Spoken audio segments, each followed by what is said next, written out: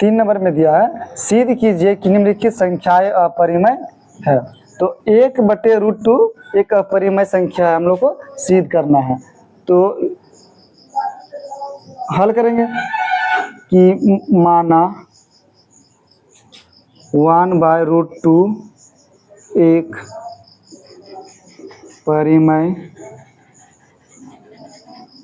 संख्या है।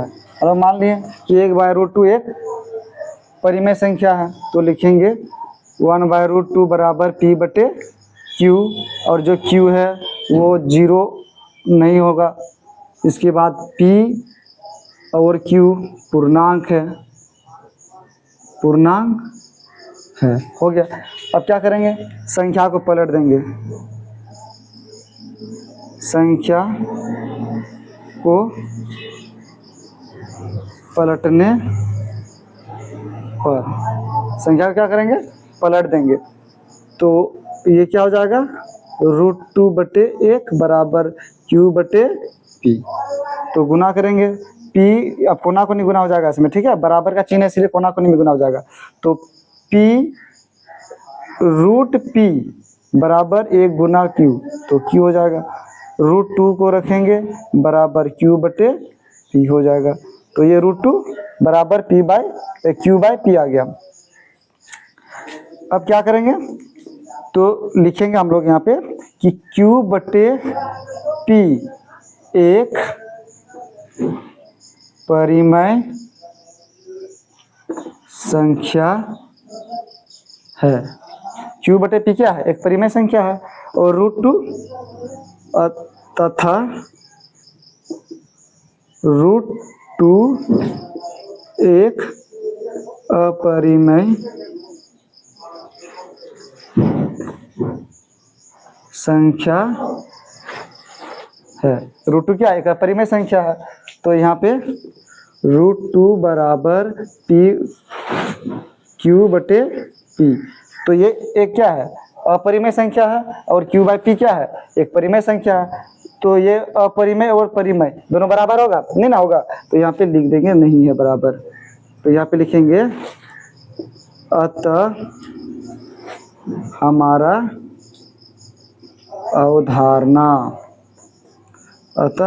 अवधारणा गलत है। इसीलिए 1/√2 एक अपरिमेय संख्या है। हो गया। अब हम लोग 2 नंबर का सॉल्व करेंगे। 2 नंबर 7√5 जैसे बनाए 1 नंबर में, इसका सेम उसी तरह बनाएंगे। और 1 नंबर में भी बना चुके हैं, 2 नंबर में बनाए हैं, और 3 नंबर में भी सेम वही अपरिमेय संख्या हम लोग को बनाना है। तो मानेंगे हम लोग, माना 7√5 एक परिमेय संख्या है। तो हम लोग मान लिए इसको कि 7√5 एक परिमेय संख्या है। अब 7√5 बराबर P/Q, ये लिखेंगे। P/Q क्या है, परिमेय संख्या है, और Q वो 0 के बराबर नहीं है। इसके बाद P और Q पूर्णांक है। Q और P और Q क्या है, एक पूर्णांक है। अब क्या करेंगे, रूट हमको क्या करना है, √5 का मान निकालना, क्योंकि हम लोग सिद्ध कर चुके हैं √5 एक अपरिमेय संख्या है, इसीलिए। तो √5 को रखेंगे, √5 के साथ क्या है, 7 गुना में है, तो बराबर के उधर में लेके जाएंगे तो क्या भाग में होगा, तो 7Q हो जाएगा। हो गया। अब लिख देंगे यहाँ पे कि P/7Q, इसीलिए P/7Q एक परिमेय संख्या है। इसके बाद √5 तथा √5 एक अपरिमेय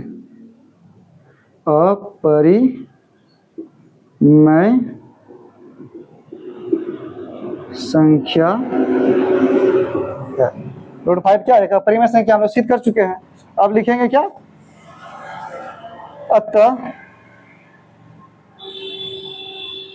अतः रूट 5 ये P/7Q के बराबर में नहीं है, क्योंकि ये परिमेय संख्या है और ये अपरिमेय संख्या है।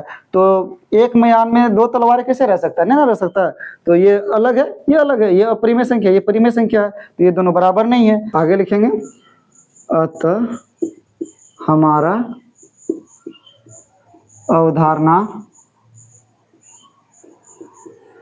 हमारा अवधारणा क्या है? गलत है। अतः हमारा अवधारणा गलत है। इस तरह आप लोग लिख दीजिएगा। इसके बाद लिखेंगे कि इसीलिए 7√5 जो क्वेश्चन में दिया है, 7√5 एक अपरिमेय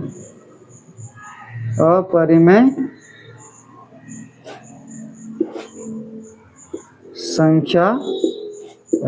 सिद्ध हो गया कि 7√5 एक अपरिमेय संख्या है। 3 नंबर 6 + √2, 6 + √2, ठीक है। अब इसको हम लोग सॉल्व करेंगे।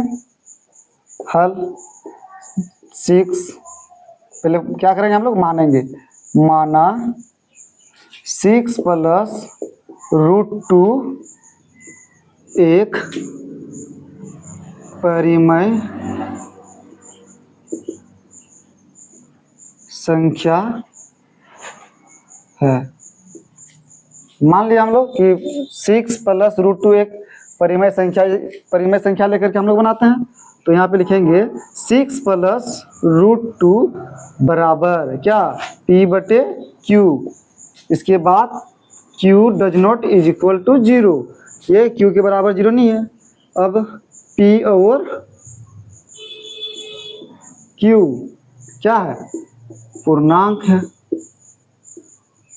Q और P एक पूर्णांक है। अब क्या करेंगे?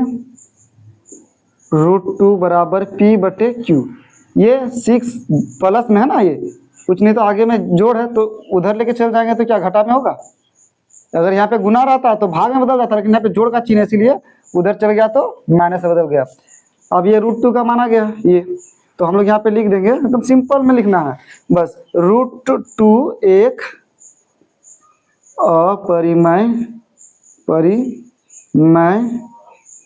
√2 एक अपरिमेय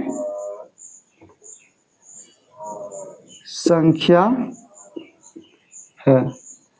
हम लोग सिद्ध कर चुके हैं ना, √2 एक परिमेय संख्या, इसलिए हम लोग लिख रहे हैं √2 एक परिमेय संख्या है और P/Q - 6 एक परिमेय संख्या है।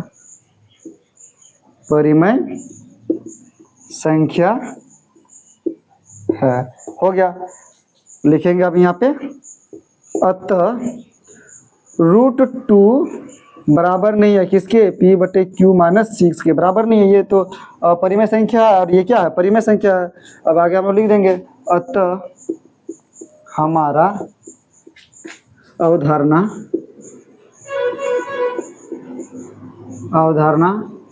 गलत है। इसीलिए 6 + √2 एक अपरिमेय संख्या है। तो ये हो गया खत्म।